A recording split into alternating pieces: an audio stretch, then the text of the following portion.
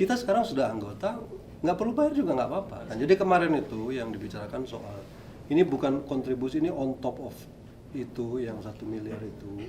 Jadi dari awal saya bilang ini yang namanya itu bukan iuran keanggotaan, bukan syarat keanggotaan, tidak.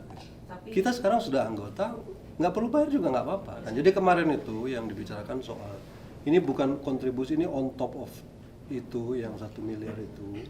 Ada negara-negara lain yang ingin kontribusi di situ. Secara sukarela. Dan sudah ada pledge berapa kemarin? 5 atau 7? 7. Ada yang uang, ada yang pasukan. Palestina juga sudah ada di sana, sudah tahu, sudah paham. Kemudian kita juga sudah menyampaikan national caveat kita. Jadi semuanya sudah terlibat. Jadi semua rencana komprehensif ini, kunci pertamanya adalah ceasefire, gencatan senjata, kemudian ciptakan suasana yang aman dan stabil, baru tahap-tahap berikutnya itu bisa dilakukan. Dan itu juga kemarin sudah disampaikan.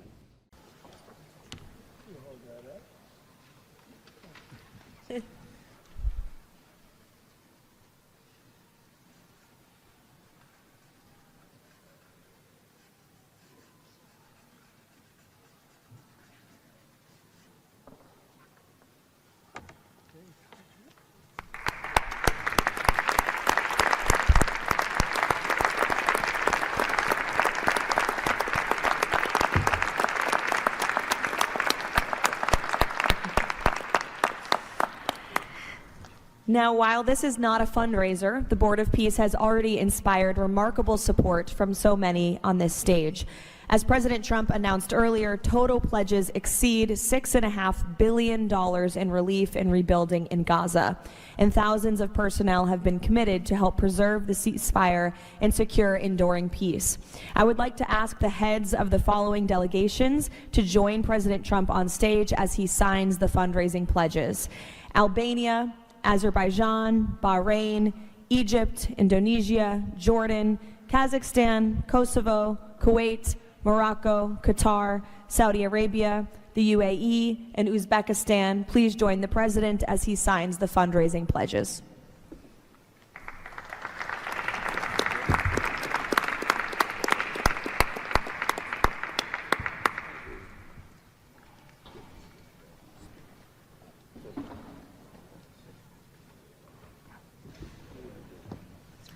We'll go with that one, and there's the longer.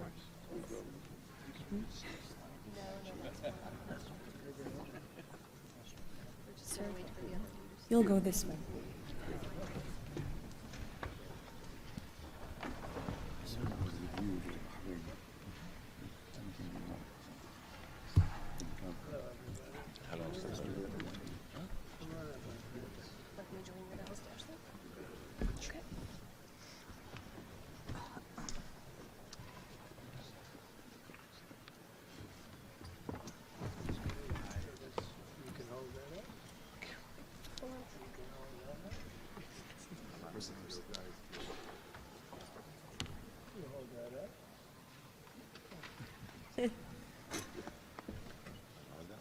Sure.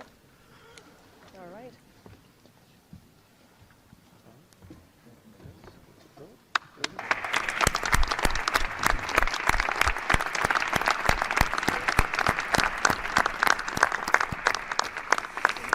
Congratulations. Now, President Trump, if you would like to say a few words to conclude, and then you have the honor of gaveling out the first ever Board of Peace meeting. Well, thank you very much, Caroline. And I will say that this has been, I think, will maybe be one of, if not the most important day of our careers. And we've had some pretty good careers up here, but this is something very special. And we're going to straighten out Gaza. We're going to make Gaza very successful and safe. And we're also going to maybe take it a step further where we see hot spots around the world. We can probably do that very easily. This is a tremendous group of powerful people and brilliant people. And I think that we can do things that a lot of other people would not be able to even conceive of or think of. We will help Gaza. We will straighten it out. We will make it successful. We will make it peaceful. And we will do things like that in other spots. Spots will come up. Things will happen that nobody's even thinking about now and not even conceivable. but we will take care of a lot of things, and we'll work again with the United Nations and bring it back to health. It needs help. It's got tremendous potential, but it needs a lot of help. And I think we can start with doing that pretty soon, Michael. I think we're going to work on that very strongly. We can fix up even the building physically. I love to see beautiful buildings. I like to see buildings fixed up physically, not look like they are in disrepair. We don't like that. So we're going to do a job with the United Nations. We're going to have some very good people, and you have some very good people there right now, but we're going to put some extra people in, and we're going to have it help us.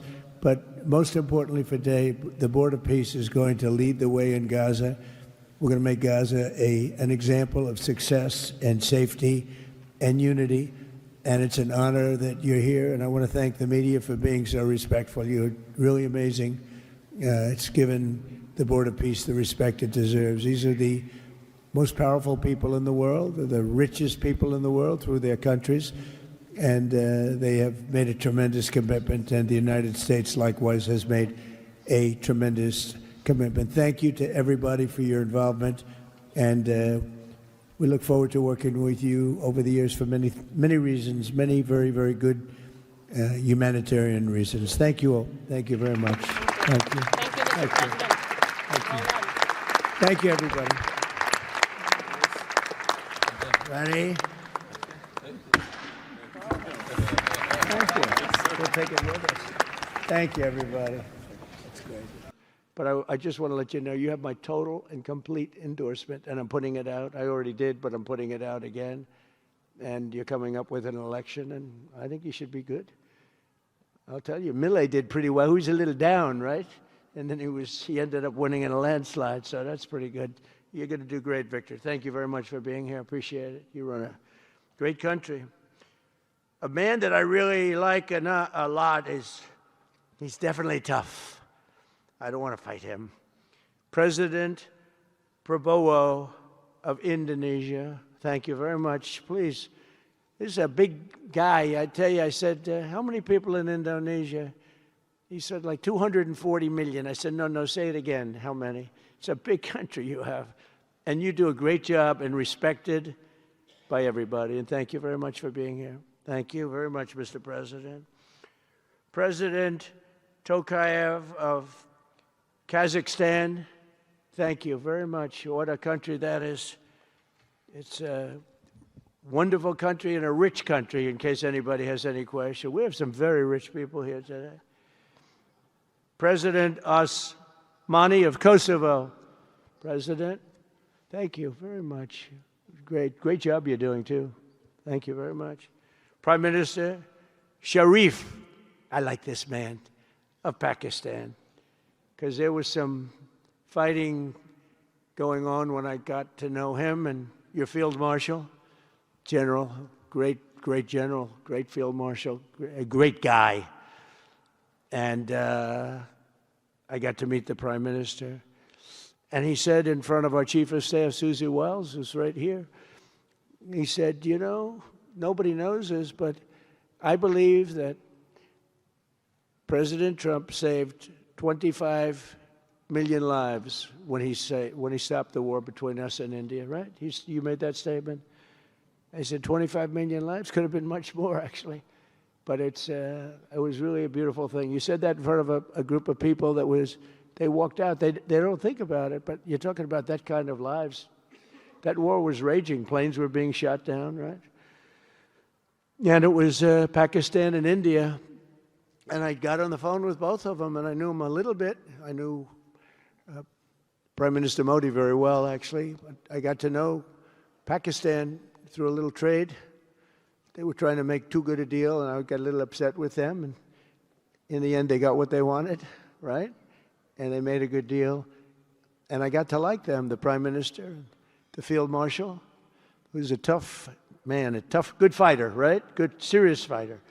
I like good fighters, actually.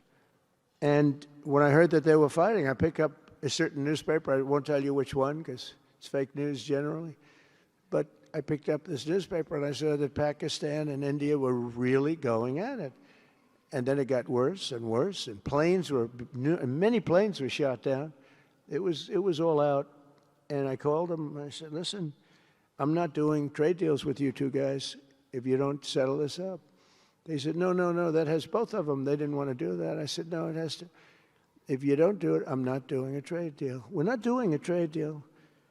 And they do a lot of business with the United States, and they sort of softened up all of a sudden. And all of a sudden I read where there was a little bit of a pullback by one, then the other, and all of a sudden we worked out a deal, right? But I said, if you fight, I'm going to put 200% tariffs on each of your countries, which essentially makes you not allowed, you can't do any business. One of them, I won't say which one, said, no, can't do that. They both wanted to fight. But when it came to money, it's nothing like money. When it came to losing a lot of money, they said, I guess we don't want to fight. And we solved that deal in 2-3 days, right? And we did. We said, these are two very powerful nations. These are two nuclear nations. And I don't want to say what was going to happen, but, bad things happen. So, Prime Minister, I want to thank you because that was a very big deal. People have no idea. A lot of them say, oh, well, they weren't fighting. They were fighting. Subscribe, share, like, and comment. Subscribe, share, like, and comment. Subscribe, share, like, and comment. Subscribe, share, like, and comment. Subscribe, share, like, and comment.